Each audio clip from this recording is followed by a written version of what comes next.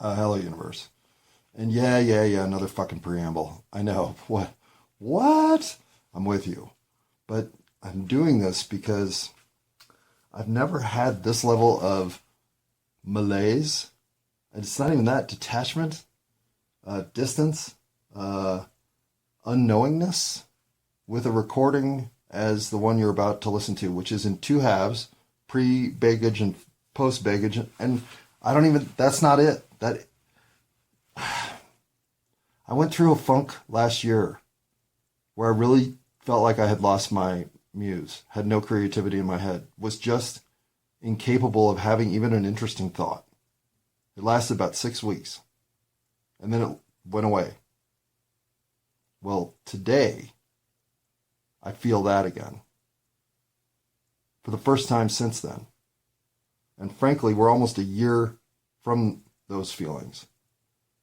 And yet my tinnitus today, it's off the fucking charts. Right now, it's just piercing.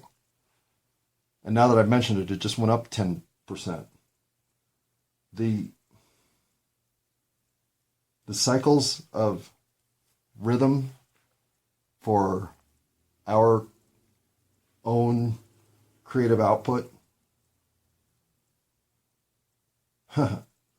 I sometimes wonder if we're not under a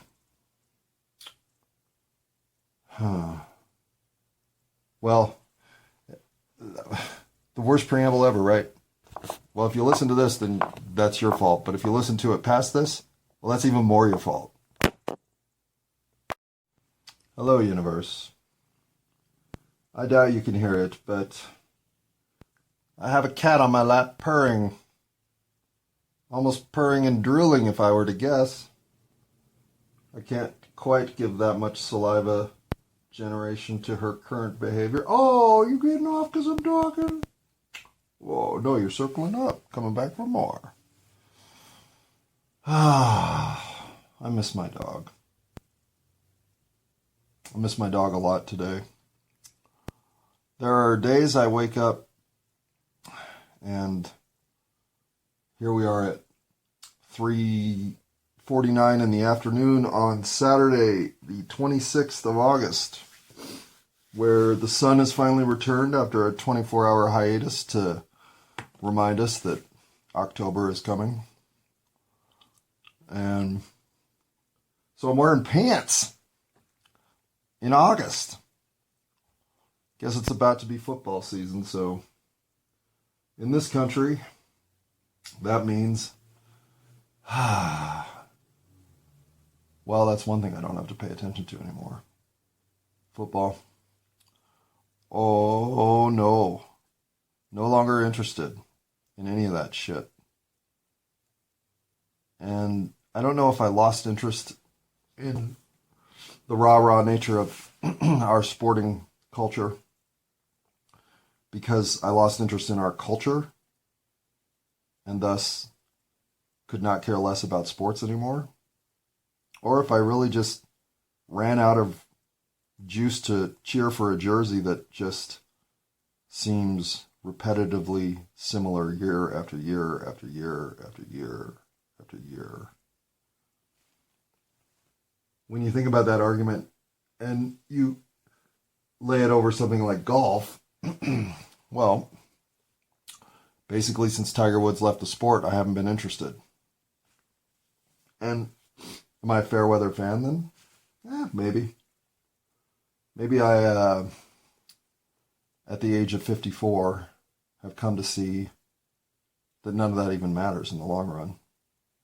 Watching Tiger Woods play golf might be somewhat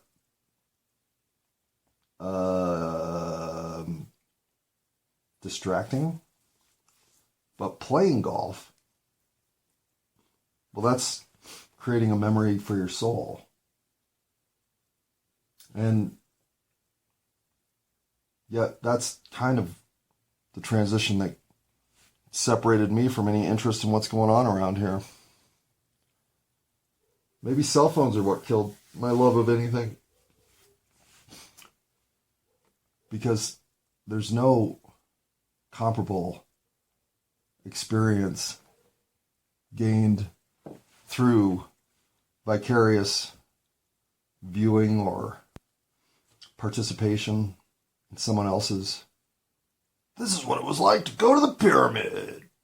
Video upcoming next week. Join me on my live stream at 7 a.m. Eastern Mountain Time. We stopped almost dreaming of something we could do for ourselves because we could just latch onto the dreams of everybody else. Oh, yeah, no, the pyramid. I know all about it. I've been there. Well, I mean, I haven't been to Egypt, but I've been down that fucking YouTube rabbit hole on the pyramid, baby. I've watched them all. There's nothing about the pyramid that I don't know, except what it's like to stand next to it. Oh, fucking love it. You're not here to look down at a telephone. I can't imagine a more unsettling twist of fate than to watch what was the vigorous curiosity and creativity of my youthful humanity around me. I can remember the Spirit of 76 when I was 7. Man, the city was just filled with activity and energy, all coming from a place of camaraderie. And I don't think anybody had a phone. I know nobody did. Well, except maybe you, CIA. Well, and you, Mossad. And you, MI6. Okay, fine. But today, it's as if everyone's on pause. Hang on a second. I got blink. Okay, I'll hang on a second. Nothing can have the priority of your dreams if all your dreams can be fulfilled by just Google searching, what's it like to do a dirty Sanchez? Bring a towel. Speaking of which, I have not gotten high. Well, there's the problem. Pause. Well, I don't know if that was the problem. I mean, I've said hello to Mr. Jack Herrera. He still seems to be one hell of a guy worth knowing. And when I look over to the wildfire part of the world, which what means looking every direction anymore? I mean, fucking Maui's on fire. Maui? Maui? That's like telling me a bucket of water's on fire. I don't even see how the vegetation of Maui would permit such a horrific event. I would think it would be,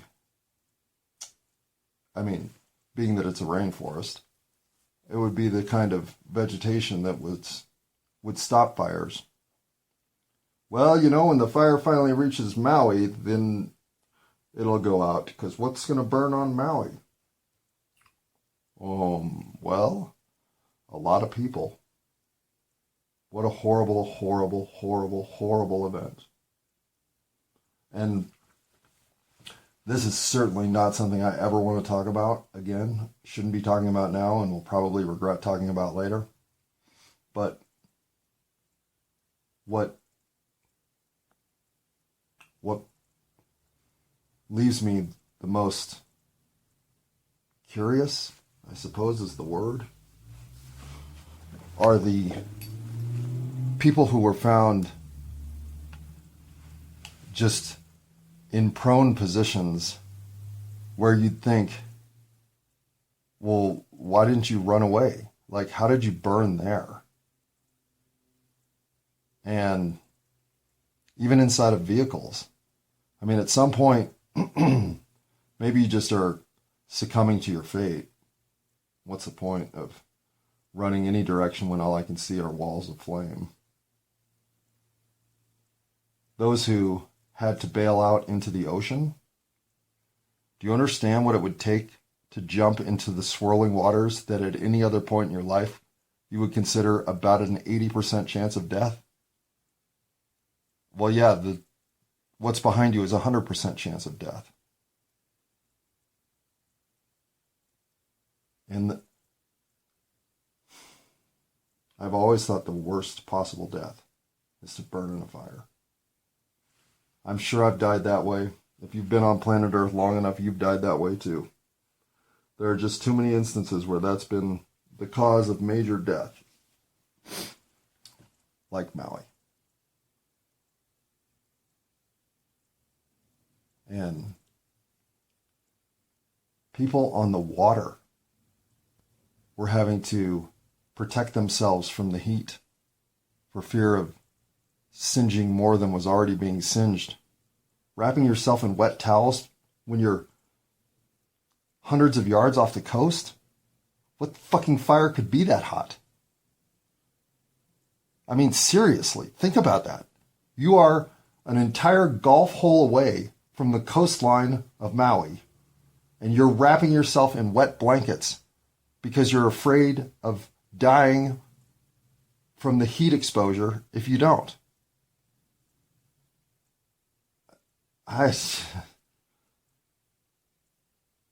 If that isn't the kind of horror show that just overwhelms your senses, thinking about what anybody on that island, dead or alive, endured.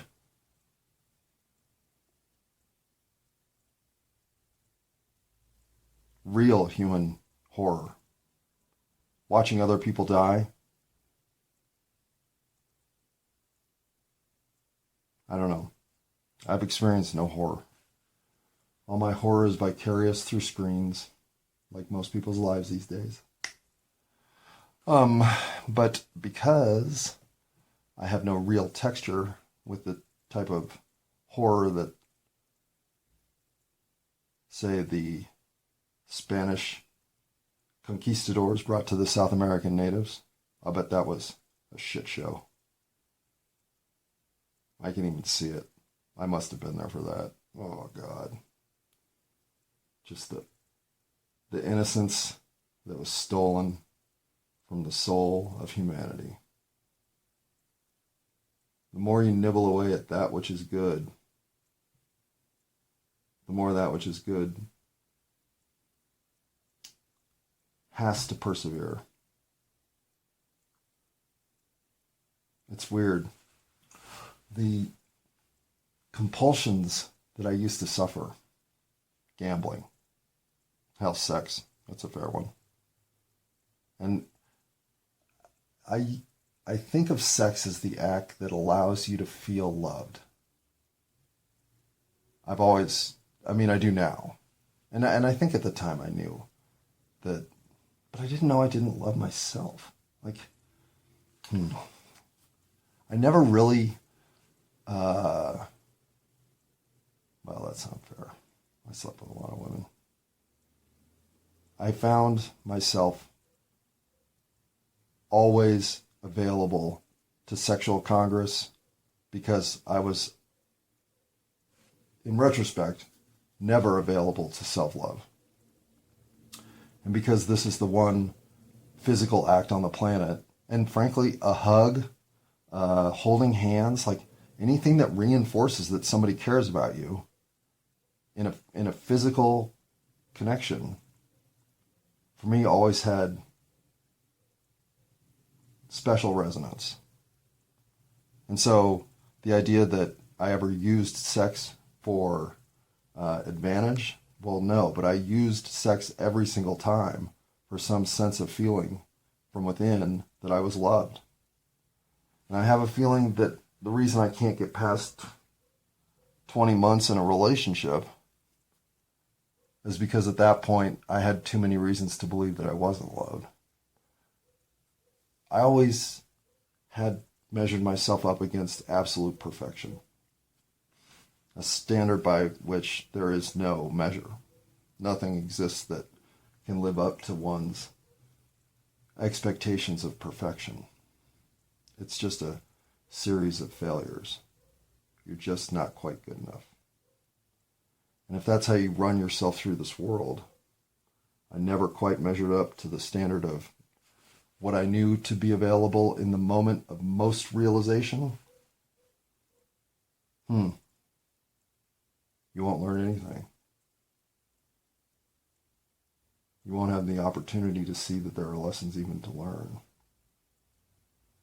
You'd be swamped with the idea that it's again about you underperforming, choking, failing to realize, whatever it might be. You come equipped with the idea that this is the time you'll finally prove it to yourself that you're worth the shit that you think you are. Instead of withdrawing from all that measurement, all that competition, all that me versus the universe, into a position of, well, hold on. The true moment of realization that matters is the one in which I act with the grace and fluidity of my true self. Not thinking, but experiencing. Not analyzing, but emoting. Not directing, but participating. Finding your own groove, as it were, gives you all the latitude to play the game in whatever vertical, horizontal, or diagonal vector you want to run. Just do it as yourself. The rewards reveal themselves through the process, and then you become more constituted as the things that you are here to be. It's like a ball of light that starts as a pinpoint and grows into the sun. And the thing that matters most isn't how you measure up against the world, but how you measure up against yourself. And I was living in such disharmony. I never went to bed with a feeling of this was a day of me at my best. I always was nitpicking the ways I could have been slightly better. Oh, I think I used an adjective there when I should have used an adverb. In a day of 16 million words of conversation, I can find the one error, misspoken moment of time and hang on to that. And in so many ways, when I succeed at something, I didn't succeed enough. I mean, it's just a crazy landscape to put yourself on. Knowing what perfection is, and then trying to live up to it. Oh boy, now does that sound awful. Sounds like being a brain in a jar for the rest of eternity. 2 thoughts that now I'm just not capable of even having. And so, does circumstance and environmental variable change enough that somewhere inside personal triggers start to flip over and recompose you in a world built like this? This is who I must be. In a world built like the 1980s, this is who I must have been. The shift from the person I was to the person I am, it's gotten to the point where it's hard to remember my motivations or my entanglements of inner thought that would lead to such things as having to, what's a good one? God, it's always about compulsion with sex, gambling, drugs. But tranquility is no longer optional. It's the only goal. All that extreme pulling just has miraculously, and this is about as close to a miracle as I can ascribe, for me to have made this shift unintentionally into a position of loving embrace of myself, and for it to all have happened at a time when I had 95% given up, was ready to die. I mean, I would never have killed myself because I'm not that courageous. I don't have the actual fortitude for such action of permanence.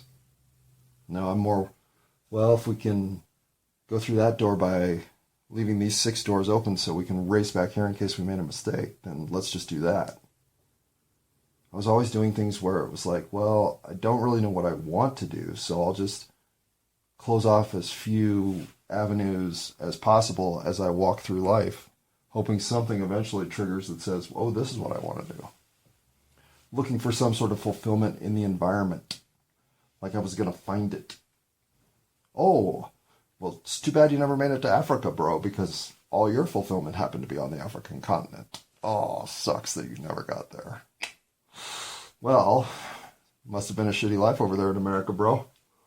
Yeah, no, you made it to Europe like most Americans, but Africa, we wanted to see you get to Africa. Well, I don't care that you know there are 54 countries in Africa. And one, what is that? I can't even remember what contested state.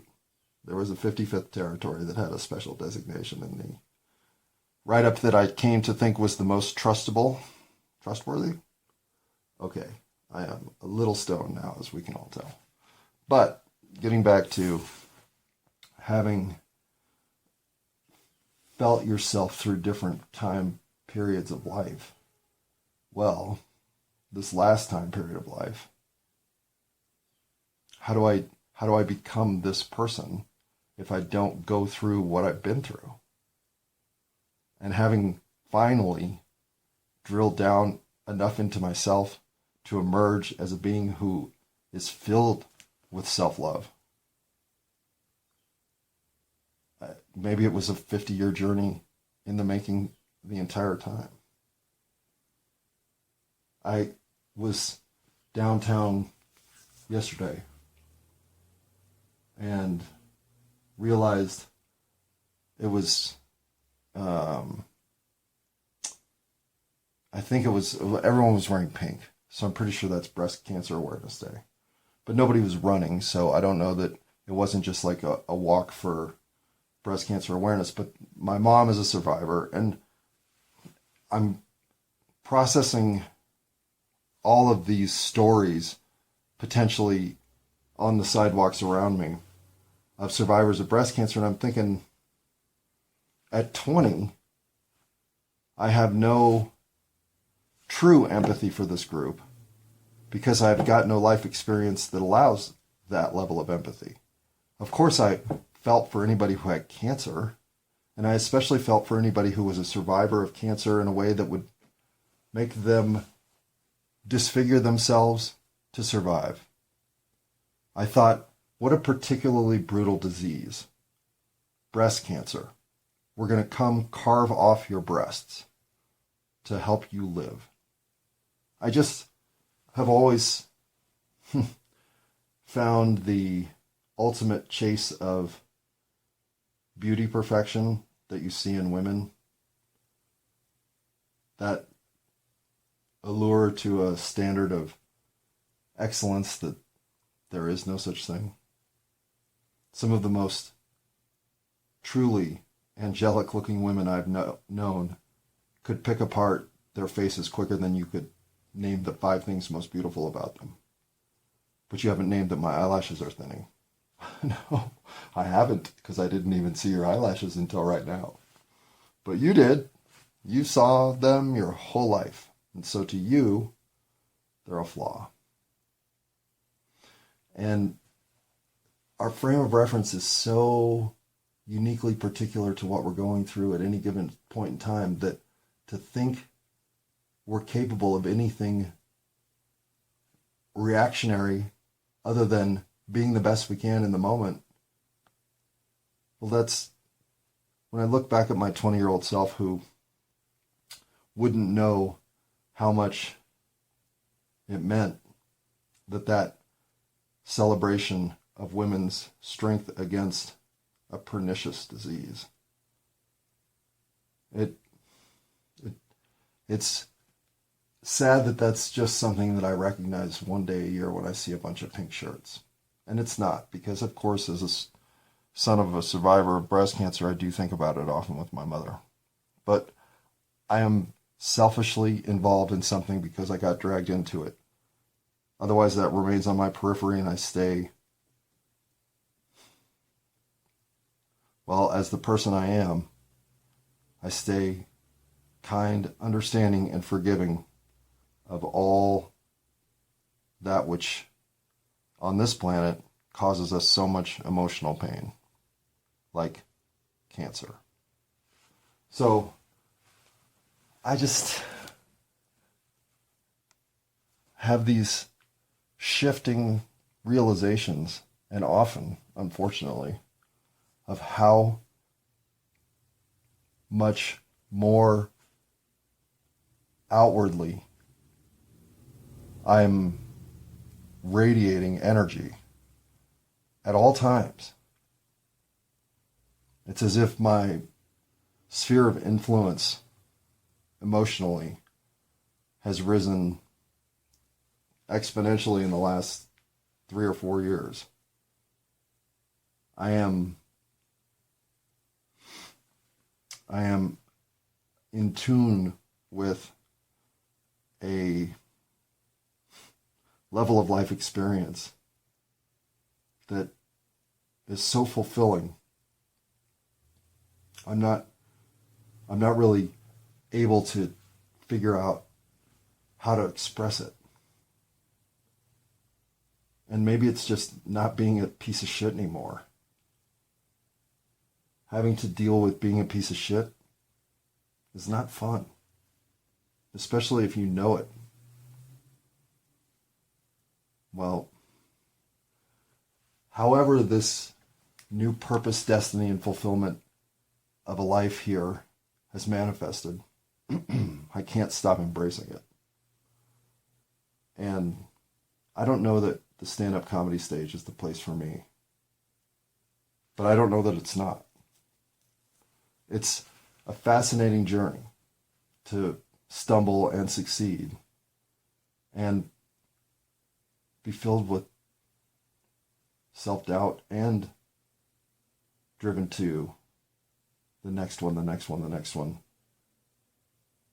I'm unaware of how this is all being coordinated inside of me, but I know that I'm going to I would go to the open mic tomorrow night if I knew for sure it was happening, but I don't think it happens the last Sunday of the month. Anyway, my point is, like, that's all I'm trying to do right now, is to continue communicating honestly, and to whomever is listening at open mic comedy nights. And Thursday night was terrific. I made connections with a lot of people individually and on a group level. I'm starting to, the one thing I can say about, since June 1st was my first actual attendance at an open mic comedy night, since that day, roughly 90 days ago, I have been 100% sincere with everything I have said or done in that group. I have, no question, been myself throughout all of it. for the first time ever, I have put myself into a community where I'm exactly who I am in that community. There is nothing guarded, protected, or manipulated about me. I have said some of the plainest truth things, both on stage and to people, that are shocking to me. So I know that that environment is where I belong. Nothing pulls me one way or another. And I am completely confident moving forward with exposing myself as a discombobulated entity on planet Earth 8675309. There's really no better place. You want to talk about a room full of discombobulated people? It's the open mic comedy night scene. But everyone there believes the world can be better. So with that much in common, well, whatever we don't have in common doesn't matter. Because all we want to do is make a better world. Just like you.